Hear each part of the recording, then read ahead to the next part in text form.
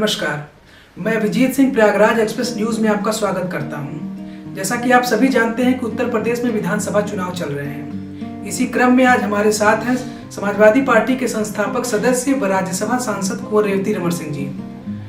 Sir, आपका हमारे channel में जुड़ने के लिए धन्यवाद। सर, 2017 और 2019 में भी समाजवादी पार्टी ने गठबंधन किया था, लेकिन 2022 में जो छोटे दलों से गठबंधन किया जा रहा है, इससे पार्टी को कितना लाभ हुआ?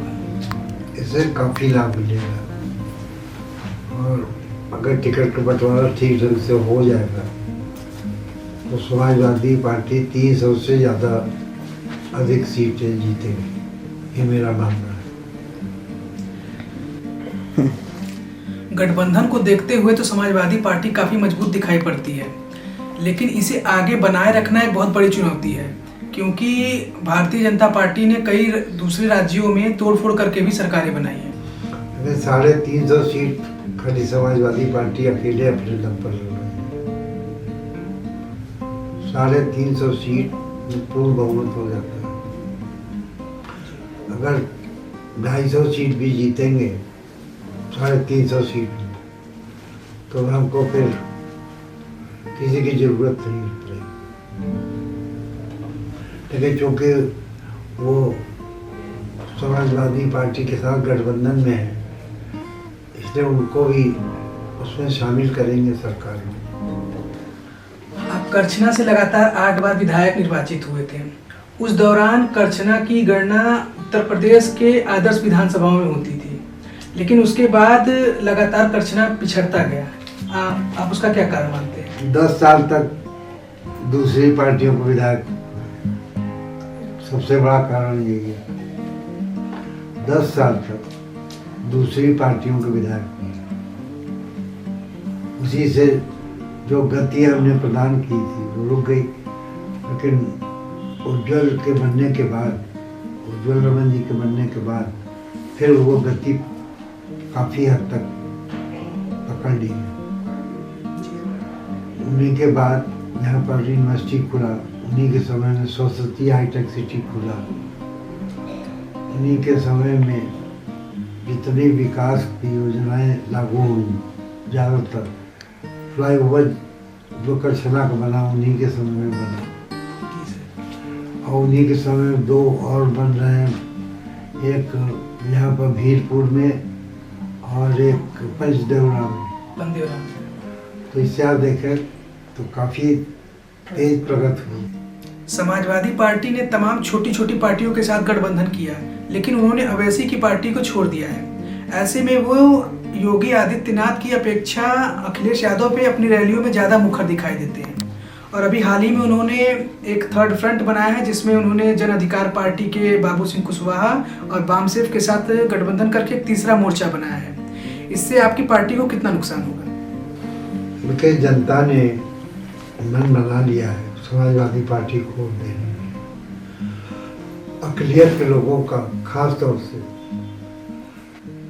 99.99% वोट समाजवादी पार्टी को जाएगा। उसमें कोई बिखराव होगा नहीं, क्योंकि लोगों ने देखा है कि ये तेलंगाना में हैदराबाद के बाहर सिकंदराबाद तक भी नहीं जा पाते हैं, खाली ये सीमित है वहीं।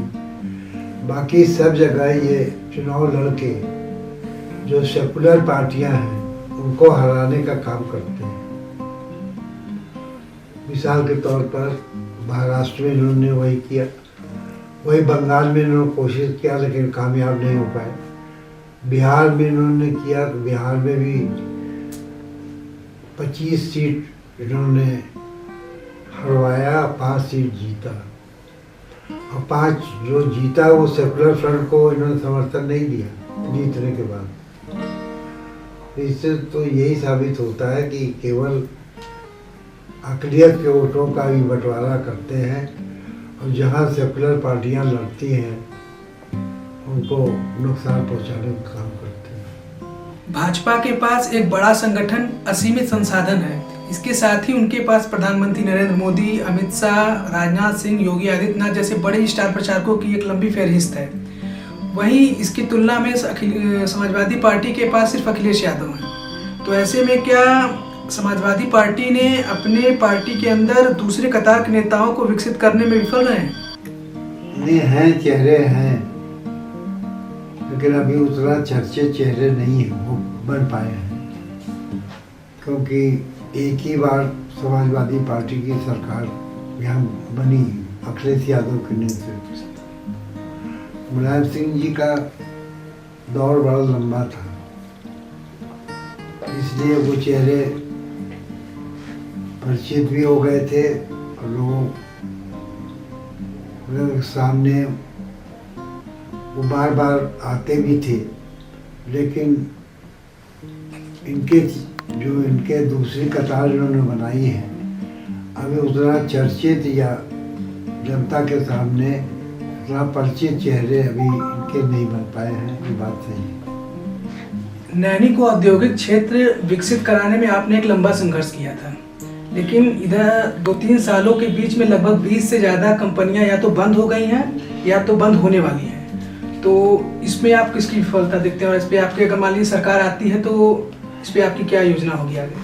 देखिए, 2014 में जब वर्तमान प्रधानमंत्री यहाँ कैंपेन करने आए थे इलाहाबाद, तो उन्होंने कहा कि हमारी सरकार बनेगी तो जो बंद फैक्ट्रियाँ हैं उनको हम चलवाएंगे और जो रोजगार का संकट यहाँ नैनी में नहीं पैदा होने देंगे। चलवाने की बात तो छोड़िए, लेकिन जो परिणाम दिखाई पड़ रहा है जिनके सरकार बनने के बाद कि धीरे धीरे सब फैक्ट्रियाँ को बेचने का काम ये कर रहे हैं। तो ये हमारी सरकार बनेगी तो इनको पब्लिक सेक्टर की फैक्ट्रियों को हम रिवाइव नहीं कर पाएंगे, क्योंकि उसके लिए दूसरी तरह की फैक्ट्री खोली जा सकती। जैसे मिसाल के तौर पर संसदीय क्षेत्र में 2 बिजली के कारखाने लगवाए और उनका उत्पादन भी हो रहा। तीसरा भी प्रपोज था, उसका जमीन का एक्विजिशन हो गया था, जमीन कब्जा में ले ली गई थी, लेकिन उसमें आज तक एक कारखाना नहीं लगा पाए। हमारी सरकार बनेगी तो हम जैसे सरस्वती हाईटेक सिटी में 5 साल में आप देखें कि उसका खाली सड़क, सीवर और बिजली का काम ये करता है 5 साल में। उसमें जो प्रपोजल था कि उसमें रहने के लिए भी लोगों को व्यवस्था होगी और कमर्शियल और इंडस्ट्रियल भी, उनमें छोटे छोटे कल कारखाने खुलेंगे। हमारा मानना है कि उत्तर प्रदेश सरकार अगर मध्यम और लघु उद्योगों को बढ़ावा देगी तो उसमें काफ़ी लोगों को समायोजित किया जा सकता है नैनी में।